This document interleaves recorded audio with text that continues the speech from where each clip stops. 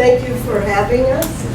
We have a few members of Friends of Christopher to keep me honest. Joanne, our president, is out of town, coming back tomorrow. So I'm hopefully taking her place in doing the park justice. So I need my glasses to read my notes. The Friends Group was formed in 2001 by Mayor Menino.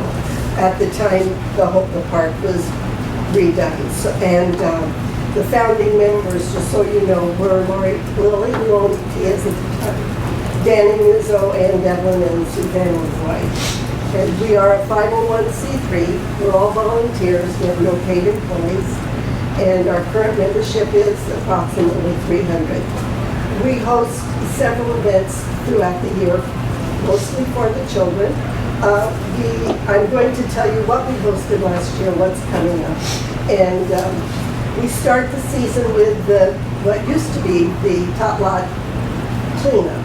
Now it's Tot Lot open house because we wore out the fathers in the process of taking out the old sand from the big sand box and bringing in new sand and trying to get all the sand off of all of the ground around. And by the time they finished, they were too tired for pizza. So we surprised them one year and had Lake come in and take out the old sand, bring in new. We do that every year, and update all of the sand toys. And then Joe Bono from Al Dente's brings pizza, and the fire truck comes, and the kids have a blast. This year, it rained throughout the entire morning. I thought, of course, that we would cancel it, but the parents showed up along with the children. The fathers and mothers were wet and tired, but the kids never missed a beat. They played in the sand, they ate the pizza in the rain, and we had a great time. Very bad. And the next event is always our Independence Day celebration, which will be held on July 1st this year. And this one is going to be pretty exciting because it's Harbor Fest weekend, so we're going to be sharing the park with the arts in the park and the stage in front, et cetera, et cetera. But we're very flexible and it won't be a problem and we'll have a blast. Uncle Sam comes on stilts, leads the parade. The kids have their little bikes, their scooters, everything decorated. This year the Navy, one of our board members ran into the Navy at another meeting from the Constitution, and they let it be known they love to volunteer. So for Navy, I don't know if there's captains in the Navy, what they are, but they're leading the parade. So the kids will love it in full dress. And then for additional Navy men will come and help us with a new item this year. We're going to have games for adults. This is the first time we've offered that. And that's going to be part of the park. It's a new thing every Saturday morning. We have a company coming in doing cornhole, giant chess, horseshoes, I can't remember, a couple of more things. And that will begin on 7/1. We want to bring, we're for the entire neighborhood. And the adults use the park, but we want them to join in and be a part of it and give us their ideas. And so we're working to that end. And we sponsor then in June the NEMPAC Opera in the park, which is always a big deal. And we have Sunday night movies in the park that starts the middle of July through the end of August. I don't have all of the titles of the movies yet, but they're always PG. And last year we celebrated sometimes late at night, maybe not.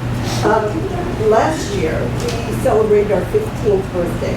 So we had the U.S. Air Force Jazz Ensemble came, and it was a wonderful, wonderful party. Modern made a beautiful, huge cake with the trellis and lights in it, and Lulu came up with cupcakes, and it was quite an event, and our members worked very hard to put it on. We also had a dance party that was so successful that we're going to have that yearly now, and that will be July the 20th. And it was so great because there was a man with a young, maybe a middle school child, and the little boy was just dancing away, and we were closing at 10 o'clock.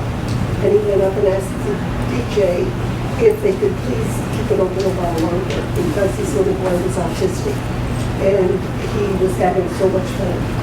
So it's those kind of things that really move you, and when you see the little kids at Columbus Day or the Fall Festival, which is held around Columbus Day, the kids have such a blast. We have great entertainers. The fire truck always comes. The kids get to climb all over it. It's really the highlight. So those are the kinds of things. We end the season with the trellis lighting, which is in November. And the first trellis lighting was in November of 2003, and it was our first free event. So we've really come a long way. And we're also doing croquet on Wednesday evenings, which will be sponsored by Edward Jones and one of our members, Jackson McCarthy. So the croquet sets will be set up, and people can, I think it begins at 6:30, but don't hold me to that. In addition to the trellis lighting and maintaining the lights and doing all the work that goes with that, we have a horticultural committee that keeps the roses looking beautiful in the rose garden. We maintain the crescent garden. We buy plants as needed. We have the trees pruned, et cetera, et cetera.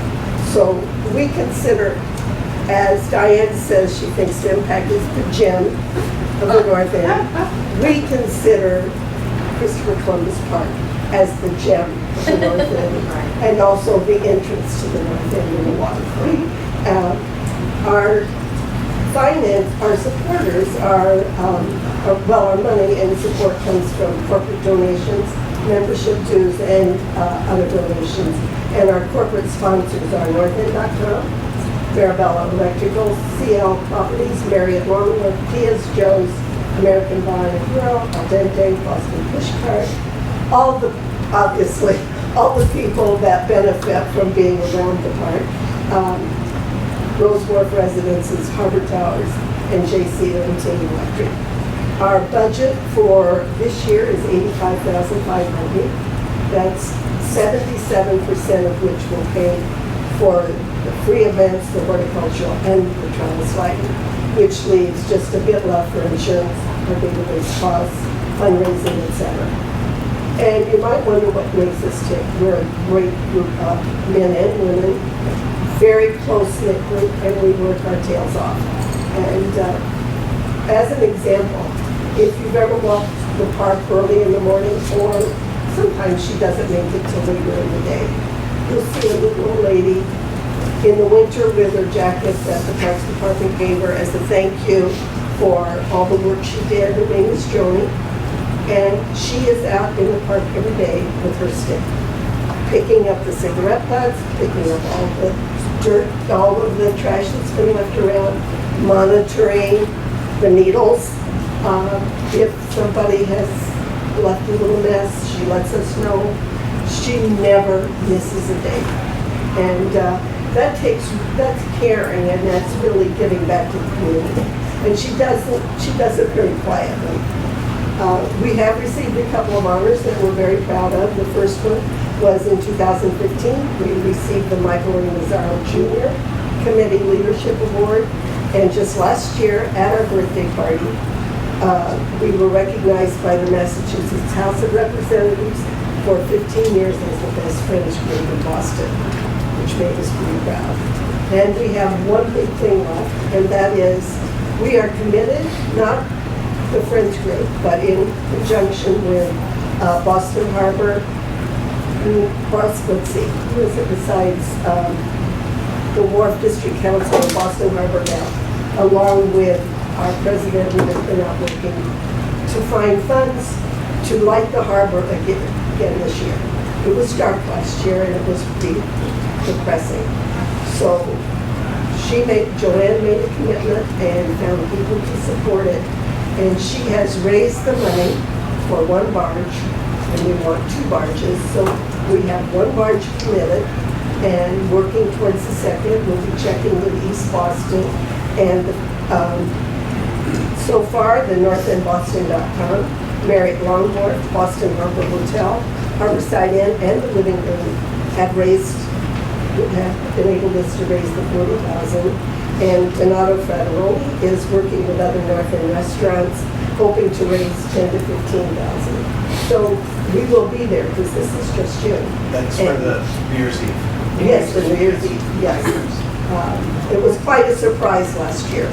So I have pamphlets And I just want to say that this woman is just such a major force of why these events for the kids are so successful. Ian Babbage works for Taylor as chairing the Christopher Columbus Parade, the Christopher Columbus Parade, as well as the July 4th.